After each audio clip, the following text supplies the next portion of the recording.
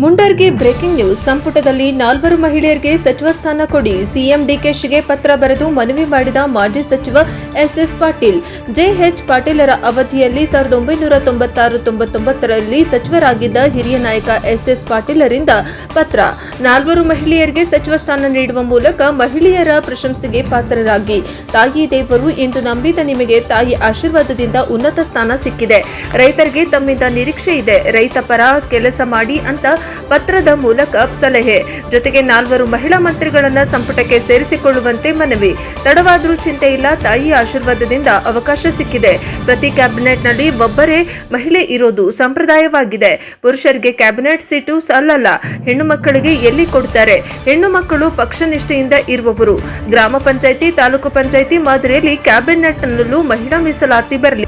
ಕನಿಷ್ಠ 4 ಮಂತ್ರಿ ಸ್ಥಾನ ನೀಡಿ ಅಂತ ಒತ್ತಾಯ ಮಾಡುವ ಮಾಜಿ ಸಚಿವರು. ವರದಿ ಅರ್ಜುನ್ ಹೊಸಮನಿ, ಎನ್ಕೆಎಸ್ ಟಿವಿ 4 ಮುಂಡರ್ಗಿ.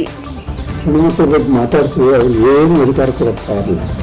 33% ಮಾಡಕ್ಕಂತೂ ಅದೇನೇನೋ ಅಥವಾ ಗುದ್ದಾಡಿ ಅದು ಪರಿಣಾಮ ಕಾಯವೇ ಆಗೈತಿ. ಆದರೂ ಸಹಿತ ಅದೇನೋ ಮಾತಾಡಬೇಕು ಅಂತೇಳಿ ಅದು ಆಗಲಿಲ್ಲ. ನಮ್ಮ ರಾಜ್ಯದಲ್ಲಿ ಬಹುಶಃ ನಾವೆಲ್ಲ ಇದ್ದಾಗ ಕನಿಷ್ಠ 4ರಿಂದ 5 ಮಂದಿ ಕ್ಯಾಬಿನೆಟ್ನಲ್ಲಿ ಇರ್ತದೆ. ಬಹುಶಃ ಸರ್ಕಾರದಲ್ಲಿ ಯಾರೋ ಬರ್ಬೇಕಾದ್ರೆ 50% ಹೆಣ್ಮಕ್ಳು ಅದರ ಅವರೆಲ್ಲ ಆಶೀರ್ವಾದ ಬಂದಿರೋದು. ಅದರಲ್ಲಿಯೂ ನಮ್ಮ ಡಿ.ಕೆ. ಶಿವಕುಮಾರ್ ಅವರು ಹೇಳ್ತಾ ಇರೋದು ಏನಂದರೆ, ನಮ್ಮ ತಾಯಿಯ ಆಶೀರ್ವಾದದಿಂದ ನಮಗೆಲ್ಲ ಅಧಿಕಾರ ಬಂದಿದೆ. ಕರ್ನಾಟಕ ಜನಪರ ಮುಖ್ಯಮಂತ್ರಿ ಮತ್ತೊಂದು ಹೆಸರು ಡಿ.ಕೆ. ಶಿವಕುಮಾರನ್ನ ನಿಮ್ಮ ಹೆಸರು ಬೇಕು. ಬಡವರಿಗೆ, ರೈತರಿಗೆ ಸಹಾಯ ಮಾಡಿರಿ. ಕನಿಷ್ಠ ನಿಮ್ಮ ಏನು ಮಂತ್ರಿಮಂಡಲದಲ್ಲಿ ಕನಿಷ್ಠ 4 ಮಂದಿ ಹೆಣ್ಮಕ್ಳು ಸಲಹೆ ಈ ಸಂದರ್ಭದಲ್ಲಿ ಮಾಡಿ.